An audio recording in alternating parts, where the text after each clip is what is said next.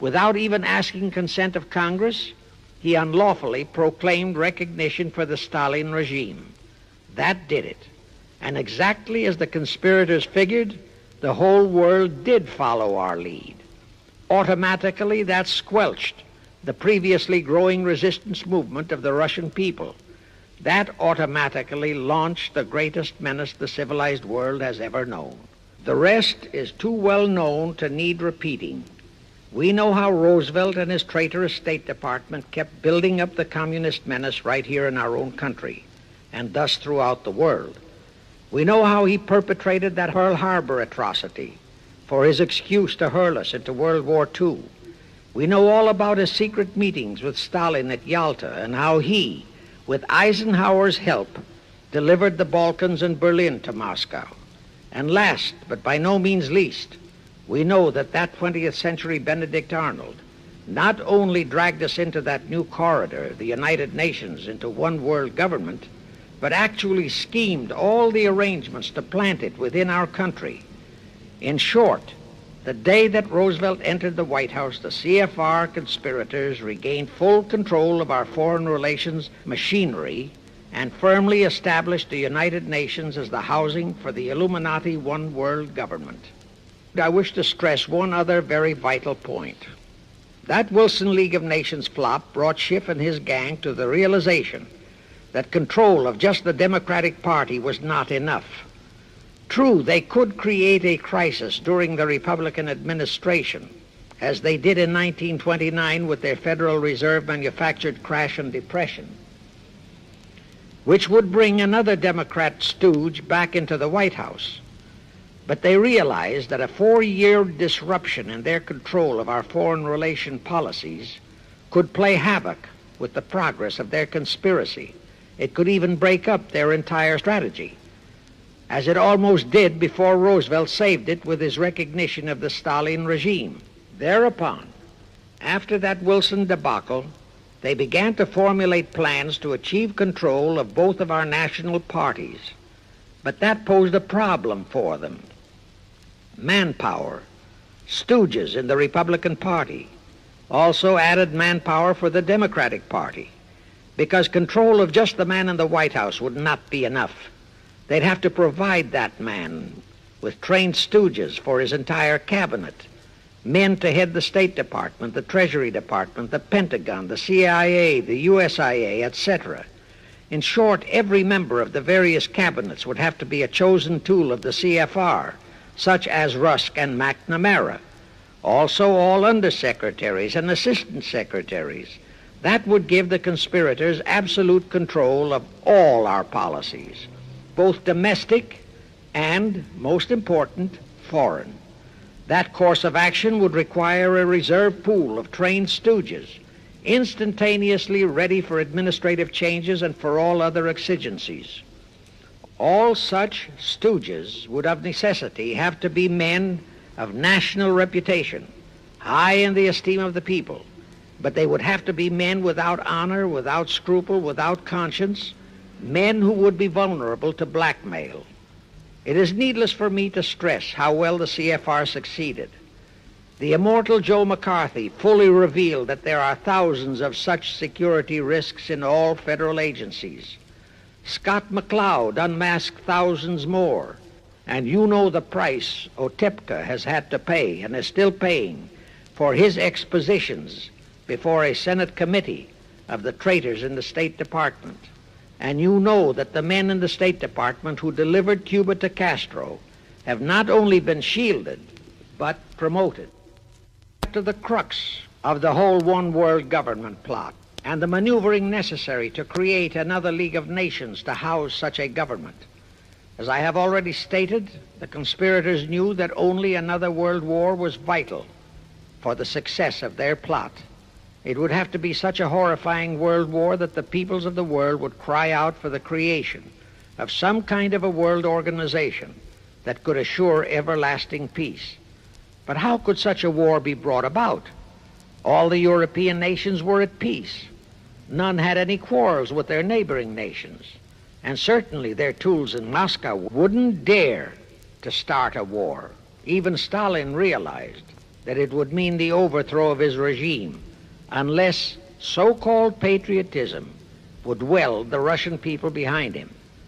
But the conspirators had to have a war. They had to find or create some kind of an incident to launch it.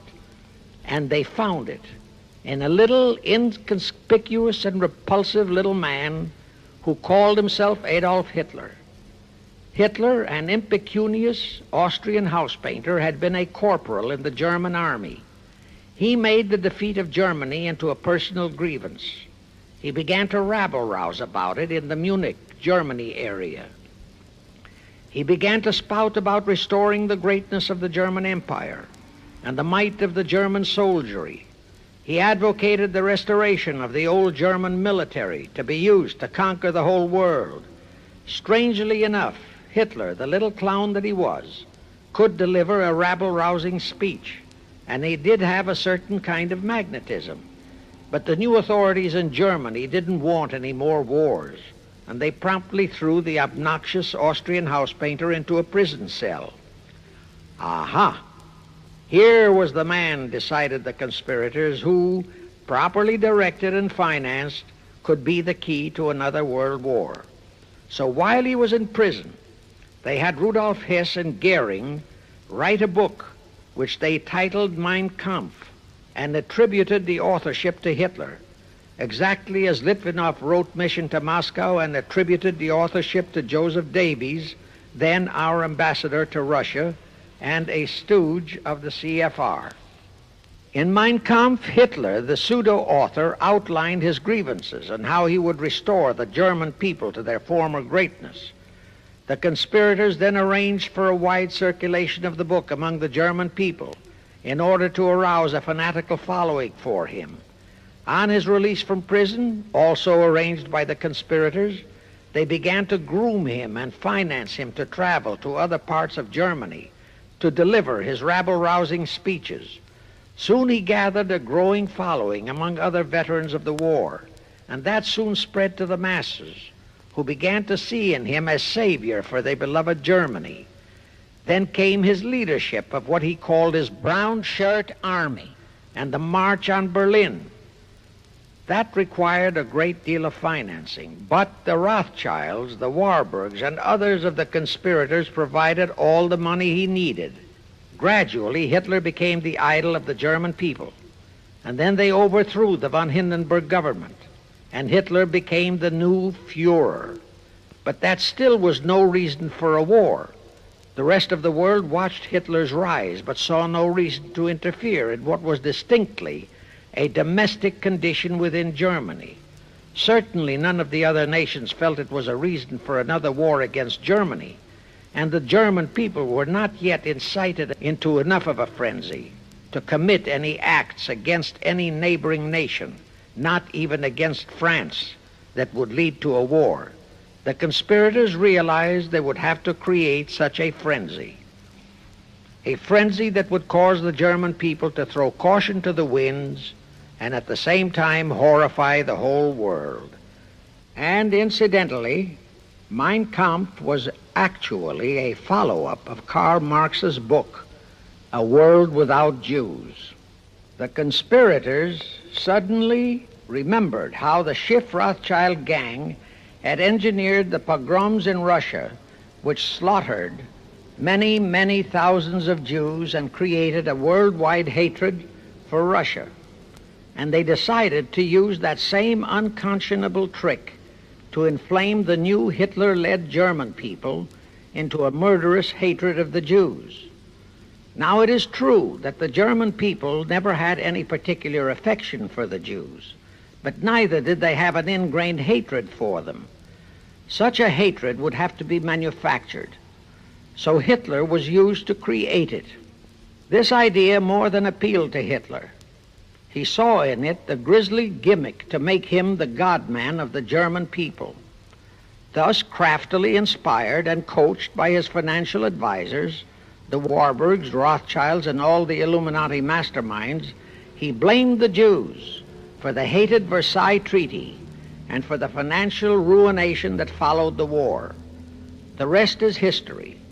We know all about the Hitler concentration camps and the incineration of hundreds of thousands of Jews, and the incineration of hundreds of thousands of Jews, not the 6 million, nor even the 600,000 claimed by the conspirators, but it was enough. And here let me reiterate how little the internationalist bankers, the Rothschilds, Schiffs, Lehmans, Warburgs, Baruchs, care about their racial brethren who were the victims of their nefarious schemes. In their eyes, the slaughter of the several 100,000 innocent Jews by Hitler didn't bother them at all. They considered it a necessary sacrifice to further their Illuminati one-world plot, just as the slaughter of the many millions in the wars that followed was a similar necessary sacrifice. And here is another grisly detail about those concentration camps. Many of the Hitler soldier executioners in those camps had previously been sent to Russia to acquire their arts of torture and brutalization so as to emphasize the horrors of the atrocities. All this created a new worldwide hatred for the German people, but it still did not provide a cause for war. Thereupon Hitler was incited to demand the Sudetenland. You remember how Chamberlain and the then diplomats of Czechoslovakia and France surrendered to that demand. That led to further Hitlerian demands for territories in Poland and in the French Tsar territories. Those demands were rejected. Then came his pact with Stalin. Hitler had been screaming hatred against communism. Oh, how he ranted against communism. But actually, Nazism was nothing but socialism, and communism is, in fact, socialism. But Hitler disregarded all that. He entered into a pact with Stalin to attack and divide Poland between them. While Stalin marched into one part of Poland, for which he was never blamed, the Illuminati mastermind saw to that. Hitler launched a blitzkrieg on Poland from his side.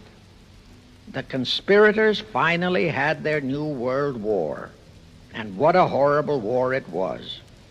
And in 1945, the conspirators finally achieved the United Nations, their new housing for their one world government. And truly amazing, all of the American people hailed this foul outfit as a holy of holies. Even after all the true facts about how the UN was created were revealed, the American people continued to worship that evil outfit. Even after Alger Hiss was unmasked as a Soviet spy and traitor, the American people continued to believe in the UN. Even after I had publicly revealed the secret agreement between Hiss and Molotov that a Russian would always be the head of the military secretariat, and by that token, the real master of the UN, most of the American people continued to believe that the UN could do no wrong. Even after Trygve Lie, the first Secretary General of the UN, confirmed that Hiss-Molotov secret agreement in his book, For the Cause of Peace, the vast majority of our people refused to lose faith in the UN. Even after the truth about the Korean War was revealed, how the Russian General Vasiliev, head of that UN military secretariat, was given a leave of absence by the UN so that he could take command of the North Koreans and Red Chinese who were fighting the so-called UN police action under our own General MacArthur, who by orders of the UN was fired by the pusillanimous Truman in order to prevent his winning that war. Our people still believed in the UN.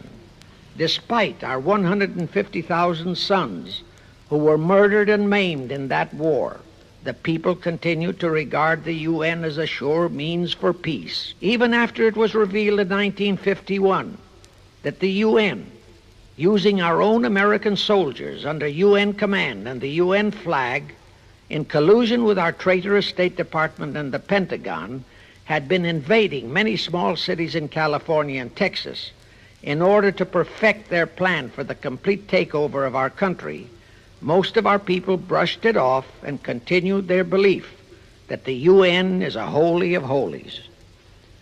Do you know that the UN Charter was written by traitor Alger Hiss, Molotov, and Wyszynski? That Hiss and Molotov had made that secret agreement that the military chief of the UN was always to be a Russian appointed by Moscow? Do you know that at their secret meetings at Yalta, Roosevelt and Stalin, at the behest of the Illuminati operating as the CFR, decided that the UN must be placed on American soil? Do you know that most of the UN Charter was copied intact, word for word, from the Marx Manifesto and Russia's so-called Constitution? Do you know that the only two senators who voted against the UN so-called treaty were the only two senators who had read it? Do you know that since the UN was founded, communist enslavement has grown from 250 million to 1 billion? Do you know that since the UN was founded to ensure peace, there have been at least 20 major wars incited by the UN, just as they are now inciting a war against Little Rhodesia? Do you know that under the UN setup, the American taxpayers have been forced to make up the UN Treasury deficit of many millions of dollars because of Russia's refusal to pay her share? Do you know that the UN has never passed a resolution condemning Russia or her so-called satellites, but always condemns our allies? Do you know that J. Edgar Hoover said, "The overwhelming majority of the communist delegations to the UN are espionage agents"? And now, 66 senators voted for a consular treaty to open our entire country to Russian spies and saboteurs. Do you know that the UN helps Russia's conquest of the world by preventing the free world from taking any action whatsoever except to debate each new aggression in the UN General Assembly?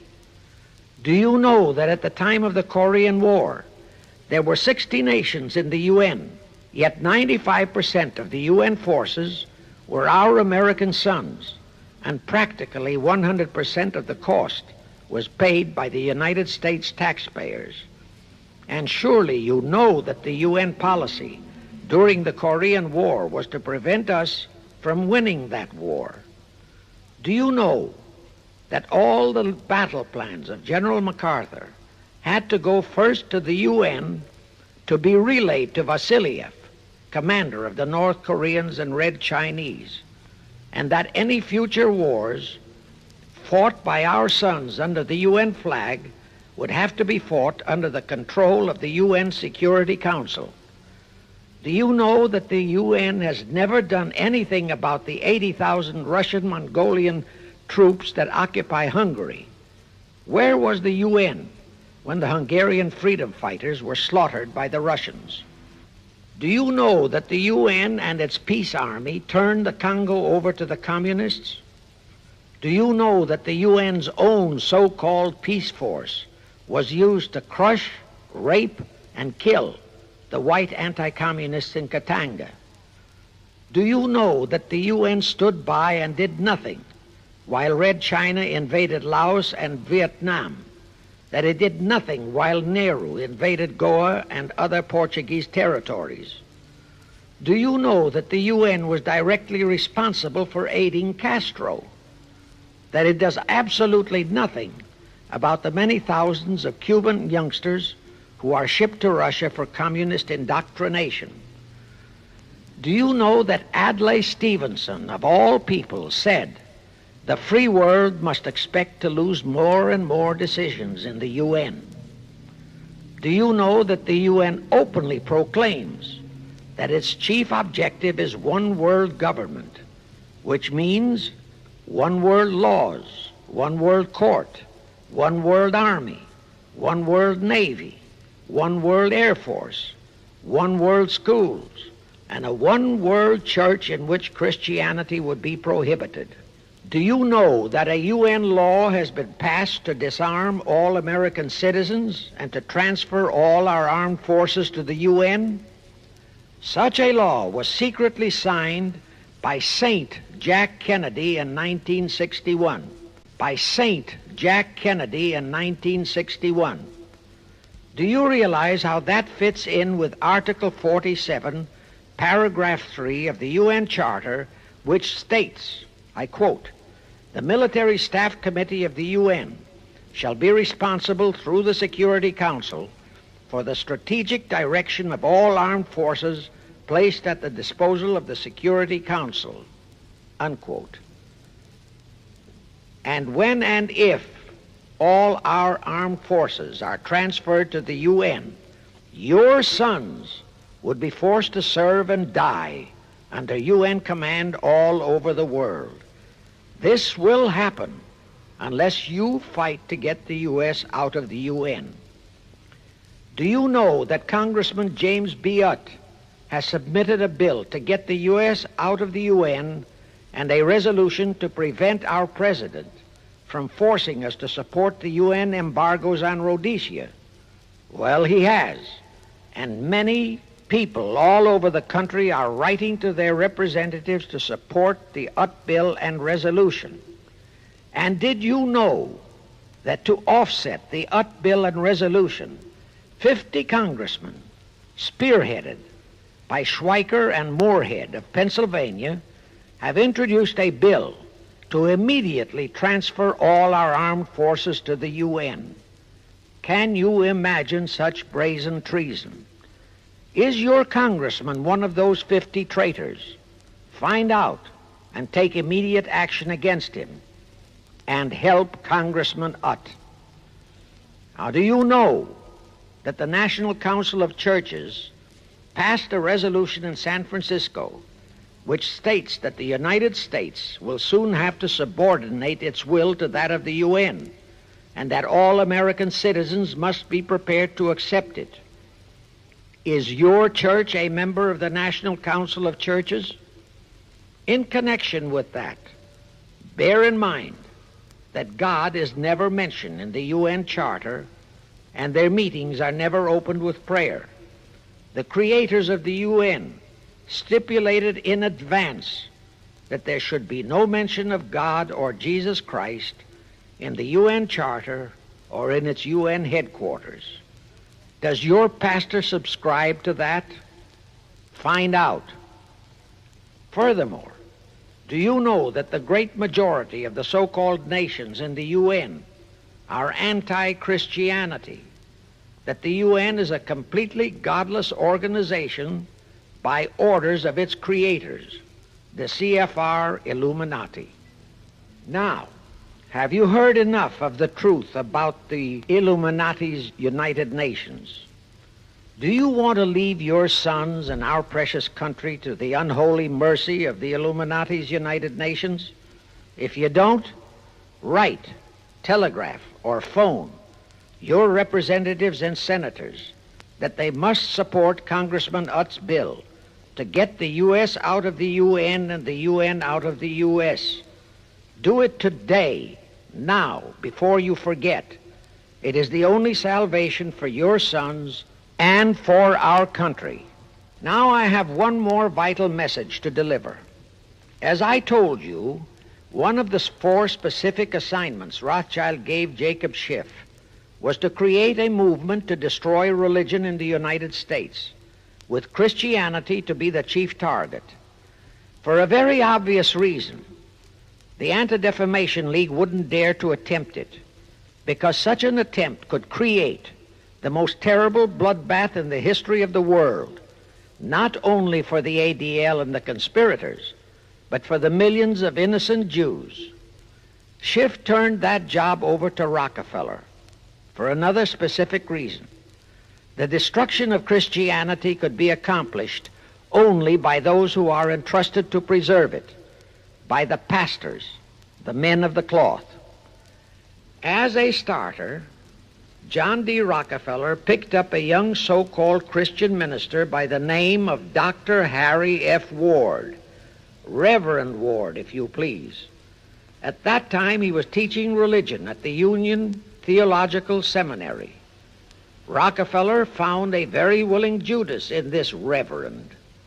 Thereupon, in 1907, he financed him to set up the Methodist Foundation of Social Service. And Ward's job was to teach bright young men to become so-called ministers of Christ and to place them as pastors of churches. While teaching them to become ministers, the Reverend Ward also taught them how to very subtly and craftily preach to their congregations that the entire story of Christ is a myth, to cast doubts on the divinity of Christ, to cast doubts about the Virgin Mary. In short, to cast doubts on Christianity as a whole. It was not to be a direct attack, but much of it by crafty insinuation that was to be applied in particular to the youth in the Sunday schools. Remember Lenin's statement, "Give me just one generation of youth and I'll transform the whole world." Then, in 1908, the Methodist Foundation of Social Service, which incidentally was America's first Communist Front organization, changed its name to the Federal Council of Churches. By 1950, the Federal Council of Churches was becoming very suspect. So in 1950, they changed the name to the National Council of Churches. Do I have to tell you more about how this National Council of Churches is deliberately destroying faith in Christianity? I don't think so. But this I will tell you. If you are a member of any congregation whose pastor and church are members of this Judas organization, your contributions are helping the Illuminati's plot to destroy religion and your faith in God and Jesus Christ. Thus you are deliberately delivering your children to be indoctrinated with disbelief in God and church, and which can easily transform them into atheists. Find out immediately if your church is a member of the National Council of Churches, and for the love of God and your children, if it is, withdraw from it at once. However, let me warn you, that same destroy religion process has been infiltrated into other denominations. If you have seen the Negro March on Selma and other such demonstrations, you have seen how the Negro mobs are led and encouraged by ministers and even Catholic priests and nuns who march along with them.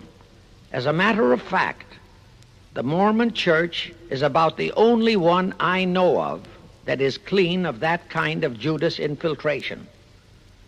But of course, there are many individual churches and pastors who are honest and sincere.